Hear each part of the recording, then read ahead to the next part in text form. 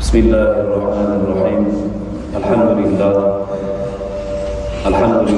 رب العالمين، والصلاة والسلام على سيدنا ونبينا محمد وعلى آله وأصحابه أجمعين. أما بعد، السلام عليكم ورحمة الله وبركاته. Muhtaram mo'min musulmon azizlar, mana barchalarimiz muborak kunda, juma kunida Alloh subhanahu va taolo baytida yangi boshlangan yilning oyning 11-sanasida, ya'ni Muharram oyining 11-kuni, hijriy 1448-yil, milodiy 26-iyun 2026-yilda Alloh subhanahu va taoloning baytlaridan bir baytida yig'ilib turibmiz. Alloh subhanahu va taolo hammalarimizni Muharram oyidagi Ashura kunidagi tutgan ro'zalarimizni dargohi ilohida husn qabul aylasin. Ashura kuniga va'da qilingan yaxshiliklardan gunohlarimizni kechirilishligi aytilgan Alloh subhanahu va taolo bandachilik tufayli gunoh qilgan bo'lsak, savbu xato qilgan bo'lsak, o'zi afv mag'firat aylasin. Duolarimizni, ibodatlarimizni mustajob duolardan, ibodatlarimizni qabul bo'lgan ibodatlardan qilsin. Azizlar, bugungi juma namozimizdagi suhbatimiz namoz saodat kaliti mavzuida bo'ladi. Azizlar, hammamizga yaxshi ma'lumki, dinimizda ibodatga va muomalaga tegishli masalalar bor. Ibodatga tegishli bo'lgan masalalar bu banda bilan Allohning o'rtasidagi bo'ladigan ibodat masalalari. Va muomalaga tegishli bo'lgan ishlar banda bilan bandaning o'rtasidagi bo'ladigan ishlar bu muomalaga taalluqli bo'lgan ishlar bo'lib hisoblanadi. Azizlar, bugun sizlar bilan ibodatlarning eng ulug' bo'lgan, islomning 5 farzidan biri bo'lgan namozning fazilati haqida suhbatlashamiz. Namoz azizlar qadimiy ibodatdir. Ya'ni bizdan oldingi o'tgan payg'ambarlarning ummatlariga ham namoz o'qishlik bor edi. Namoz Payg'ambarimiz Muhammad Mustafa sallallohu alayhi va sallamning ummatlariga mukammal suratda 5 vaqt qilib belgilandi. Oldingi ummatlarda o'qilishlik holati, ko'rinishi boshqacha holatda bo'lgan bo'lishligi mumkin, lekin biz mo'min musulmonlarga payg'ambar alayhissalom namozni qanday o'qilishligi, qanday bo'lishligi, qaysi suratda, qaysi holatda nimalar o'qilishligini hammasini o'rgatib ketgan. Demakki, biz namozimiz bilan payg'ambar alayhissalomni bizga qanday o'rgatgan bo'lsalar, ana shu holatda namozimizni ado qilamiz, ibodatimizni ado qilamiz. Payg'ambarimiz Muhammad Mustafa sallallohu alayhi va sallamdan Abdulloh ibn Umar radhiyallohu anhu rivoyat qilingan hadis muboraklarda keladiki, qala Rasululloh sallallohu alayhi va sallam: "Buniya al-islam ala khamsin: shahadati an la ilaha illalloh wa anna Muhammadar rasulullah wa iqamis salati wa ita'iz zakati wal hajji wa sawmi ramadan." Payg'ambarimiz Muhammad Mustafa sallallohu alayhi va sallam bu hadis muboraklarida marhamat qilib aytadilarki, islom 5 narsa ustiga bino qilingandir. Islom 5 narsa ustiga bino qilingandir. La ilaha illalloh Muhammadur rasululloh deb shahodat keltirish, namozni to'kis ado etish, zakot berish, haj qilish va Ramazon ro'zasini tutish deb payg'ambar alayhissalom marhamat qildilar. Imom Buxoriy va Muslim rivoyatida keladi. Boshqa bir hadis muborakda Abdulloh ibn Abbos radhiyallohu anhudan rivoyat qilinadi. Payg'ambarimiz Muhammad Mustafa sallallohu alayhi va sallam Muoz ibn Jabal radhiyallohu anhuni Yaman ahliga jo'natayotib, unga shunday dedilar. Ya'ni so'zlar shunday bo'ldiki, payg'ambar alayhissalomni: "Sen ahli kitob bo'lgan bir qavmning oldiga boryapsan. Shunday bo'lgan ularga qiladigan birinchi da'vating Alloh taoloni yakka va yolg'iz deb bilishlariga chaqirishing bo'lsin.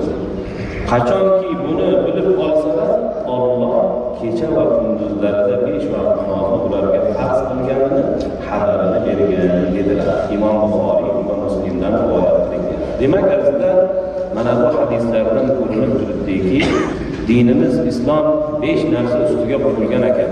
Ya'ni islomning ustunlari 5 ta bo'ladigan bo'lsa, shuni bitta ustuni namozimiz ekan.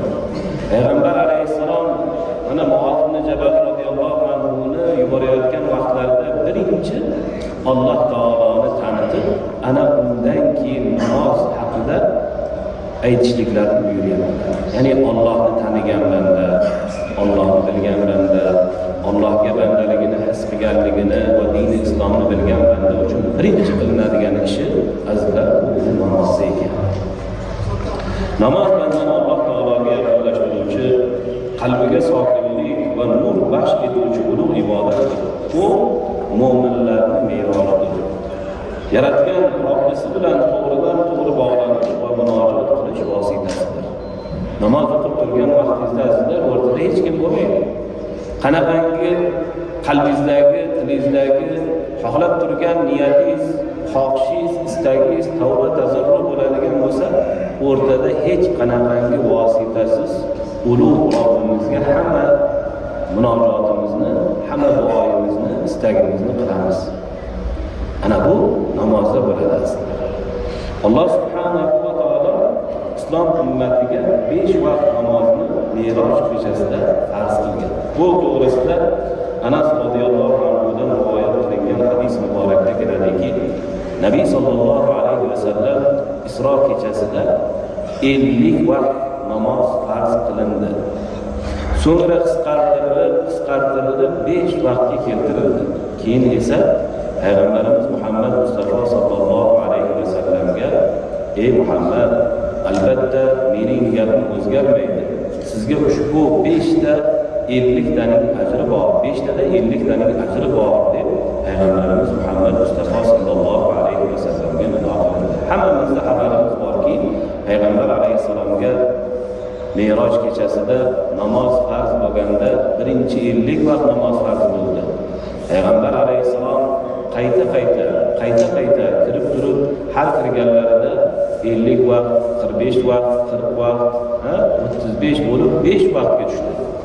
Ana shu 5 vaqt namozni ado qilganimiz 50 vaqt namozni ajriga ega bo'lar ekanmiz. Alloh subhanahu va taolo biz mo'min musulmonlarga ana shunday ulkan ajrni, savobni bergan. Payg'ambarimiz Muhammad Mustafa sallallohu alayhi va sallamning muborak hayotlaridagi eng ulug' voqealardan biri nima? Payg'ambar alayhissalom hayotlaridagi eng ulug' voqealardan biri bu Isro va Meroj voqeasidir. Isro, ya'ni Payg'ambarimiz Muhammad Mustafa sallallohu alayhi va sallam Makka-i Mukarramada Baytul Maqdisga tanalari bilan, uyg'oq hollarida ruhlari bilan borishliklari Isrodir. Meroj Payg'ambar alayhissalomni Alloh subhanahu va taoloning huzuriga ko'tarilishliklari Merojdir. Shuning uchun azizlar, bu namoz mo'minning meroji deyilganligini sababi ana shunda. Roza, zakot, haj bular hammasi yerda farz bo'lgan, lekin namoz Alloh subhanahu va taolo o'z huzuriga Payg'ambar alayhissalomni ko'tarib turib osmonda Payg'ambar alayhissalomga farz qildi. Ana bu ibodatni azizlar, ana shunday fazilati borki, bu Allohning bandalari uchun hujjatdir. Ya'ni qanday hujjat deyilsa, qiyomat kunida birinchi so'raladigan narsa azizlar namoz bo'ladi. Birinchi so'raladigan ibodat namoz bo'ladi. Birinchi so'raladigan hujjat namoz bo'ladi. Hisob kitob bo'layotgan vaqtida buni namozi bormi deyiladi. Namozingiz bo'lmasa hech narsangiz yo'q. Namoz o'qimagan bo'lsangiz qanday Alloh taologa banda bo'lgan bo'lasiz? Shuning uchun azizlar, namoz birinchi so'raladigan ibodat va bandani meroji bo'lib hisoblanadi.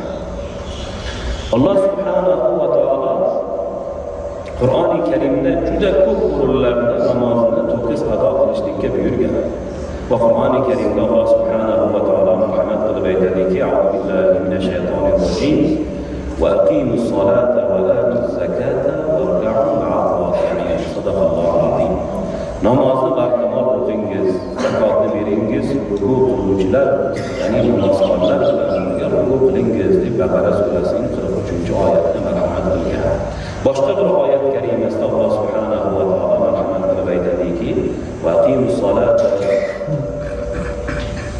vattaquhu va huvallazi innahu tuhsharun." Sadaqallohu azim. Mana bu oyat karimada Alloh subhanahu va taolo marhamat qilib aytadiki, namozni mukammal ado etingiz va undan qo'rqingiz, u huzuriga sizlar jam bo'ladigan zotdir deb marhamat qilgan. Shuning uchun azizlar, balog'atga yetgan har bir musulmon kishi 5 vaqt namozni o'qishi farz hisoblanadi. Alloh subhanahu va taolo islom ummatiga 5 vaqt namozni farz qilish bilan birga ushbu ibodatni, urug' fazilatlarini, ajr va mukofotlarini, yaxshiliklarini ham bergan azizlar. Namozni o'qiymiz, uning yaxshiligi biz uchun juda ham ko'p. Buni quyidagi narsalardan bilishligimiz mumkin bo'ladi. Namoz ulug' ibodatdir. Bu xususda Abdulloh ibn Mas'ud roziyallohu anhudan rivoyat qilingan hadis muborakda Payg'ambarimiz Muhammad Mustafa sallallohu alayhi va sallamdan so'radiki, eng yaxshi amal qaysi deb so'radilar. Eng yaxshi amal qaysi? Payg'ambarimiz Muhammad Mustafa sallallohu alayhi va sallam javob berdilarki, o'z vaqtida o'qilgan namoz eng yaxshi amaldir dedilar. Alloh subhanahu va taolo namozni bizga vaqtida o'qishlikni farz qilgan. Bomdodni o'zini vaqtida, peshinni o'zini vaqtida, asrni, shomni, xuftonni hammasini o'zini vaqtida o'qishlikni Alloh subhanahu va taolo bizga buyurgan. Mana payg'ambar alayhisalomdan so'ralyaptiki, "Yo Rasululloh, eng yaxshi amal qaysi?" deb so'ralganda payg'ambar alayhisalom o'z vaqtida o'qilgan namoz deb javob berdi. Shuning uchun qanaqangi holat, qanaqangi vaziyat bo'lishligidan qat'iy nazar namozni vaqtida o'qishlik kerak ekan. Ikkinchisi, namoz xatolarni o'chiradi. Namoz hammamizda xato bor, gunoh bor, kamchilik bor, shu xatolarimizni o'chiradi. Bu xususda hadis muborakda keladiki, Abu Hurayra roziyallohu anhudan rivoyat qilingan hadisda Payg'ambarimiz Muhammad Mustafa sallallohu alayhi va sallam sahobalarga qarata aytdilarki, aytinglarchi, agar biringizni eshigi oldida anhor bo'lsa, u o'sha anhorda har kuni 5 marta yuvinib tursa, uning kiridan biror narsa qoladi dedilar. Uyingizda oldida anhor turibdi, o'sha anhorda 5 marotaba yuvinasiz, tanangizda birorta bir kir qoladimi? Sahobalarga shunday dedilar.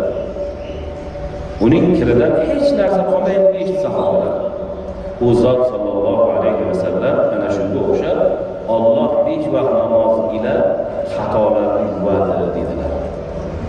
Bomdoddan peshingacha, peshindan asrgacha, asrdan shomgacha, shomdan xuftongacha, xuftondan yana bomdodgacha inson biz qanaqangidir bir xatolarimiz bo'lsa, xatolarimiz kechiriladi, yuviladi. Jumadan jumagacha bo'lgan xatolar bor. Katta gunohlar qilinmagan bo'lsa, ana o'sha xatolar kechiriladi. Namoz gunohlarga kaforatdir. Payg'ambarimiz Muhammad Mustafa sallallohu alayhi va sallam aytadilarki, 5 vaqt namoz va jumadan jumagacha oralig'idagi gunohlarga kaforatdir.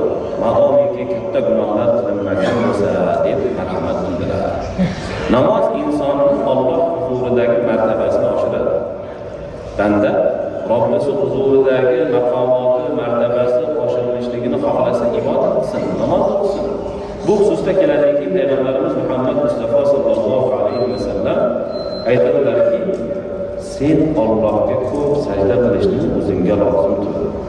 Qachon sen Alloh uchun bir sajda qilsang, albatta Alloh sening darajangni bir pog'ona ko'taradi va u bilan bitta xatoingni o'chiradi dedilar.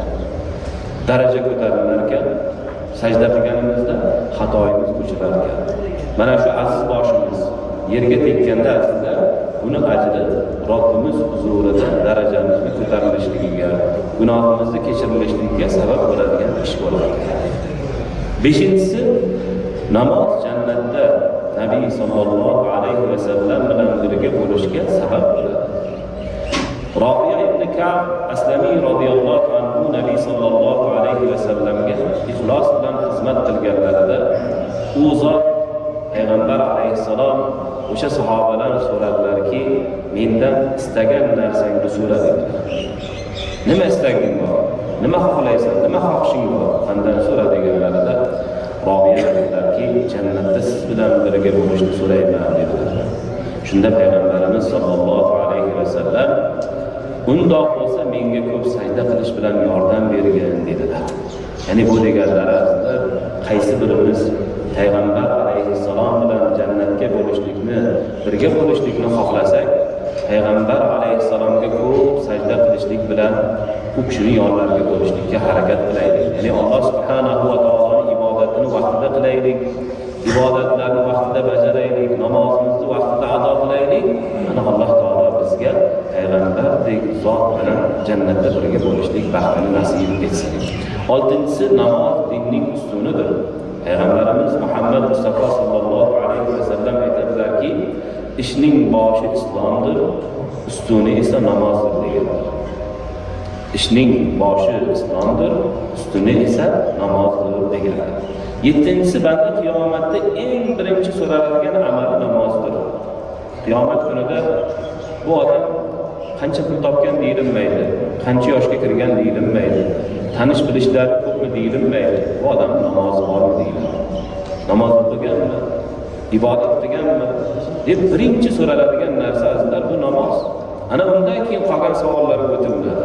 Bir joyga bir safarga borsangiz ham birinchi sizning hujjatingiz nima? Pasport. Pasportingiz bo'ladi, pasportga rasmingiz bor, ism familiyangiz bor, hamma narsa yozilgan. Xuddi shunday hujjat azizlar bu namozdir. Namoz o'qimasangiz pasportingiz yo'q, hech narsangiz yo'q. Bir hujjatingiz yo'q. Qiyomat kunida qanday ertaga hisob kitobdan o'tasiz? Ana shuning uchun azizlar namozni vaqtida ado qilishlik kerak. Bu namoz farz ibodat azizlar. Farz ibodatni vaqtida qilinsa, ana bu ertaga oxiratda ham insonga foydasi juda ham katta bo'ladi. Robbimiz huzuriga borganda ham yuzi yorug' bo'ladi. Abu Hurayra radhiyallohu anhudan rivoyat qilingan hadisda keladiki, men deydilar Rasululloh sallallohu alayhi va sallamni qiyomat kuni banda amallari ichidan eng birinchi hisob kitob qilinadigan uning namozidir. Agar namozi to'g'ri ado etilgan bo'lsa, aniq yutuqqa erishibdi, najot topdi. Agar namozi fosiq bo'lsa, shubhasiz nobud bo'lib yutqazibdi deganlarni eshitganman deydilar. Demak, azizlar, namozsiz biz hech narsaga erisha olmas ekanmiz. Namoz to'g'risida aytiladigan juda ham ko'p so'zlarimiz bor, fazilatli ishlarimiz bor. Qisqacha mana 7-8 talarni bayon qildik azizlar. Endi bu namoz inson uchun shunchalik darajada muhim ekan, musulmon kishi namozini ham muhofaza qilishligi va o'z vaqtida ado etishligi, namozxon qalbida, yuzida, qabrida, mahshargohda unga nur bo'ladi. Namoz o'qiydigan insonni azizlar yuzida nur bo'ladi. Qalbida xotirjamlik bo'ladi. Qalbida birovga nisbatan hech qanaqangi bir yomon adovat bo'lmaydi. Erta qabrida ham namozi sababli najot topadi, mahsharda ham najot topadi. Demakki namoz bizni ikki dunyoda biz uchun manfaat keltiradigan Alloh taoloning ulug' ibodati ekan. Namoz sababli deydilar, namozxon payg'ambarlar qatorida, siddiqlar qatorida, shahidlar qatorida, solih bandalar qatorida bo'lib tiriladi. Namozxon insonga qarab shunchalik darajada katta ne'mat, yaxshilik berilgan. Eng asosiysi namoz bandani yomon, behayo ishlardan man qiladi. Alloh subhanahu va taolo Qur'on Karimda Ankabut surasida shunday marhamat qiladiki, A'udhu billahi minash shaytonir rojim va aqimus solata innas solata tanha 'anil fahsha'i wal munkar. Sadaqallohul azim. Ana bu oyat karimada Alloh subhanahu va taolo marhamat qilib aytayaptiki, namozni barkamol ado eting. Albatta namoz fahsh va yomon ishlardan qaytaradi deb Alloh subhanahu va taolo marhamat qilgan. Azizlar, bugungi kunda ko'pchilik bir haqli savolni hamma ba'zida o'ylab qoladi. U savol shundayki, nega ayrim namozxonlar ibodatda bo'la turib hamon birovni haqqidan qo'rqmaydi? O'zi namoz o'qiydi, namoz qiladi. Lekin birovni haqqidan qo'rqmaydi. Yolg'on gapiradi, yolg'on guvohlik beradi, yolg'ondan, ig'vodan tilini tiymaydi, bo'xtondan tilini tiymaydi, odamlarga zarar berishlikdan tilini tiymaydi, birovni o'yin to'kishlikdan o'zini tiymaydi. Gunoh, ma'siyat ishlarni ichida yuradi. Nahotki namoz ularni yomonlikdan qaytarmayaptimi degan savol tug'iladi. Bunga sabab nima? Bunga sabab azizlar oyatda emas, balki bunga sabab bizni namozimizga bo'layotgan munosabatimizda azizlar. Biz namoz o'qiyotgan bo'lsak, o'sha namozni haqqini ado qilyapmizmi o'zi? Namoz o'qib turib bu gunohni qilayotgan bo'lsak, o'sha namozimizda nuqsonimiz bor. Nuqson qanday? Biz mo'minni me'roj deyapmiz, namoz o'qishlikni. Allohu akbar. Alloh buyurdi deb qo'limizni bog'layapmiz. Kimni huzurida turibmiz? Allohni, olamlarni Robbisini 18 ming olamni yaratgan Allohning huzurida turgandek o'zimizni his qilib turib ibodat qilyapmizmi? Yoki Allohu akbar deb ko'chadagi ishlarimizni o'ylayapmizmi? Pulimizni, topayotgan mablag'imizni, ishlarimizni tezroq shu ibodatimni qilib olsam-da chopsam ishim qolib ketdi deyapmizmi? Shuning uchun azizlar, ana shunday nuqsonlar bo'lganligi ham bizni namozimizdan keyin bizga yetayotgan mana shunaqangi amallarimizda, ishlarimizda namoz o'qib turib, mana shunaqangi gunoh ma'siyatni qilib turishlik ana shundan bo'ladi. Hattoki namoz o'qib turib, namozning oxirida duo bo'ladi. Ishni ishladingizmi, uni haqqini oling. Bu duo azizlar ibodatning mag'zi hisoblanadi. Oddiy shu duoga ham qaramay turib chiqib ketadiganlar bor masjidda. Qur'on o'qilyapti. Qur'on o'qilganda o'rnidan turib chiqib ketayotganlar bor. Azizlar, Alloh subhanahu va taolo Qur'oni Karim o'qilganda jim turib eshitishlikni buyurib qo'ygan. U buyruq-ku.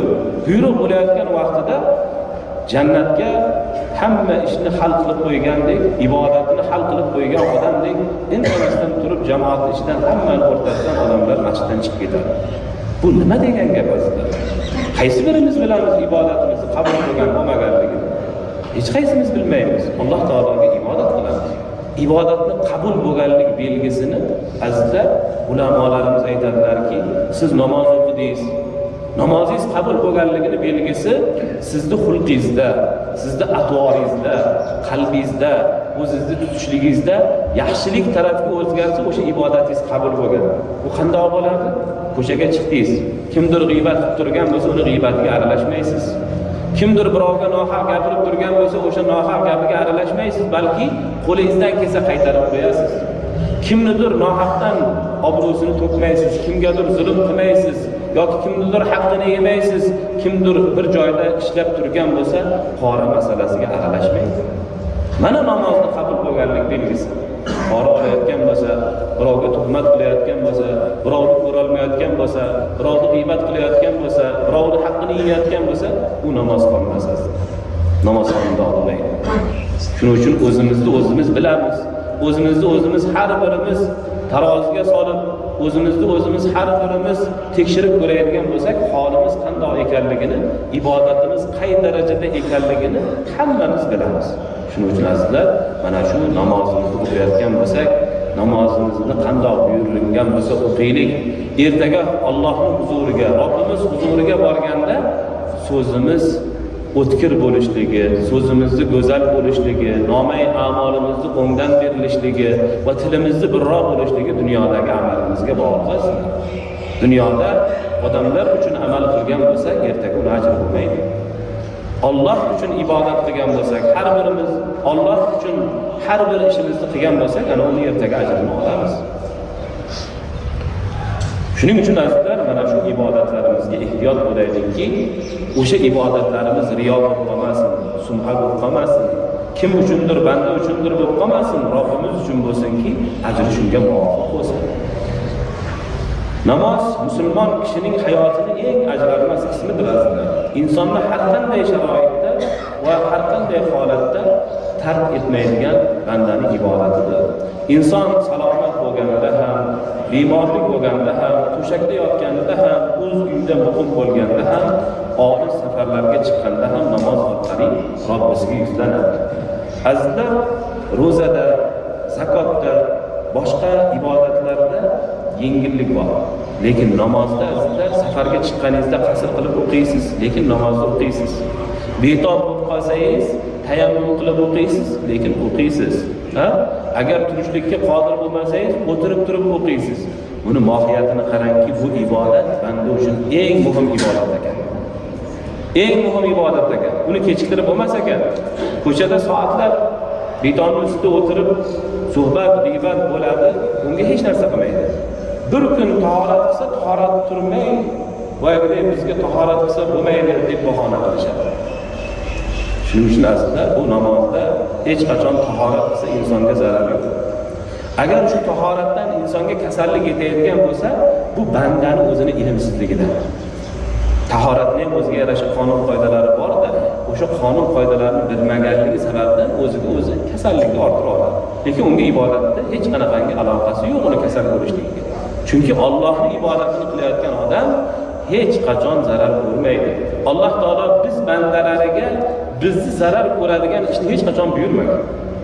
Biz foyda ko'radigan, dunyo va oxiratimizga foyda bo'ladigan amalga buyurgan. Shuning uchun azizlar, namozga ehtiyot bo'laylik. Namozimizni vaqtida ado qilaylik. Namozga kelayotgan vaqtimizda ixlos bilan kelaylik, ixlos bilan ibodatimizni bajaraylik. Ertaga buni ajrini hammamiz kutyapmiz. Ey Robbim, men seni roziliging yo'lida ibodat qilyapman. Ertaga mana shu qilingan yaxshiliklarni, ibodatlarni menga ajrini, yaxshiligini jannat bilan bergin degan har birimizning xohishimiz bor. Shuning uchun ibodat qilganda azizlar, rohatlanib ibodat qilishlik kerak. Payg'ambarimiz Muhammad Mustafa sallallohu alayhi va sallam Hazrati Bilol radhiyallohu anhu ga qachon bir siqilib qolsalar, Hazrati Bilolga aytganlarki, ey Bilol, bizni namoz bilan rohatlantir derdilar. Ya'ni azizlar, namozga azon aytilganda, bizni namozga chaqirilganda, biz kelib namoz o'qiganimizda tanamiz rohatlanadi. Qanaqangi dunyodagi tashvishimiz bo'lsa, qanaqangi dunyodagi bir muammoyimiz, mushkulotimiz bo'lsa, nima qilamiz? Namozga yuzlanamiz. Istixora qilamiz yoki tahajjud o'qiymiz, Alloh taolodan so'raymiz. Qarangki, insonning hayoti namozga juda ham katta bog'liq.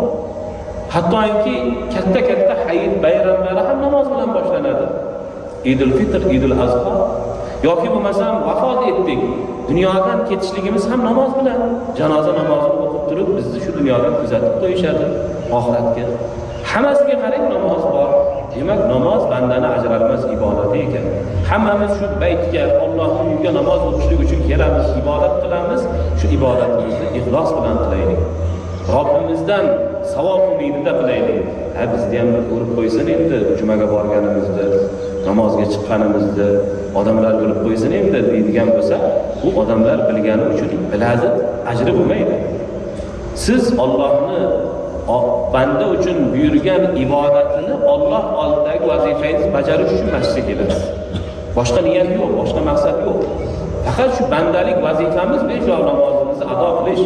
Masjidda ado qiladigan bo'lsak 27 barobar ajri ko'p, uyda bir barobar bo'lsa masjidda 27 barobar. Qadam bosib kelamiz, qadam bosib ketamiz, hammasida azizlar yaxshilik. Qalbimiz xotirjam bo'ladi, qalbimiz poklanadi, jismimiz poklanadi, ruhimiz poklanadi. Alloh taologa ibodat qilganimizda biz hech qachon xafa bo'lmaymiz. Nimaga? Xafa bo'lmaganimiz bizning ishonchimiz Allohga bo'ladi. Nima mushkulimiz bo'lsa Allohdan so'raymiz, Allohdan kutamiz, qalbimiz xotirjam. Alloh bizni mana shu ibodatimiz sababli bizga yaxshilikni o'zi boshimizga, ustimizga yog'dirib qo'yadi. Alloh subhanahu va taolo hammalarimizni, xonadonlarimizni o'zi barakotli qilsin. Yurtimizda ham mana azizlar ko'ryapsiz, oxirgi 10 yillikda juda katta o'zgarishlar bo'ldi. Juda katta yangiliklar bo'ldi. Yangi masjidlar ochildi, boshqalari qayta ta'mirlanyapti. Chekka hududlardagi masjidlarda azizlar shart-sharoitlari yaxshilanib boryapti. Hattoki tahoratxonalari shahardagi bilan eng chekka hududdagi tahorat qilishlik uchun namozni, ibodatni qoidabori poklik bilan bo'ladi. Islom poklik ustiga qurilgan din.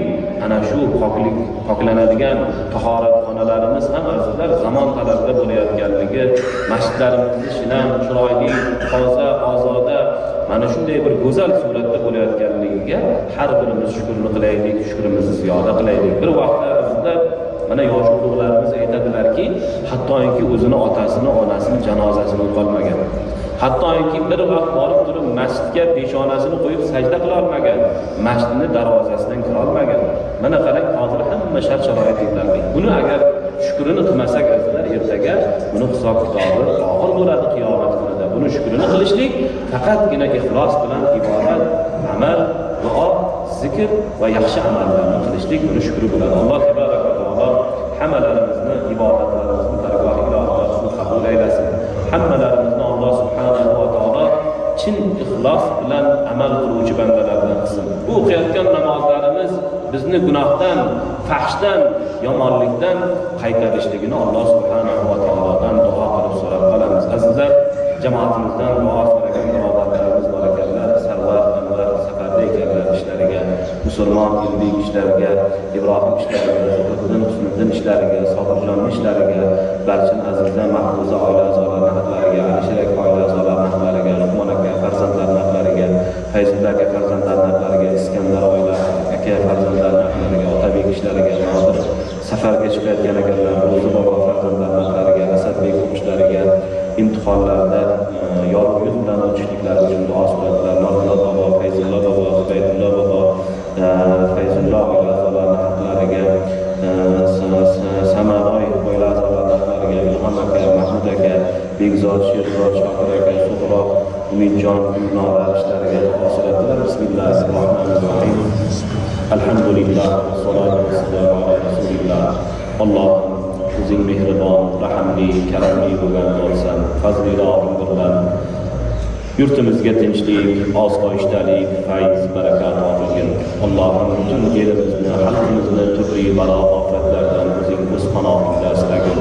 Allohim butun elimizni, xalqimizni o'zingni yaxshi amallaring, ibodatlaring ustida sobit qadam qilgin. Yomonliklardan, fitnalardan, fasodlardan, ig'volardan, bo'xtonlardan hammalarni o'zing yiroq qilgin. Safarda yurganlarimizni safarlarni bexatar, yo'llarni bexatar qilgin.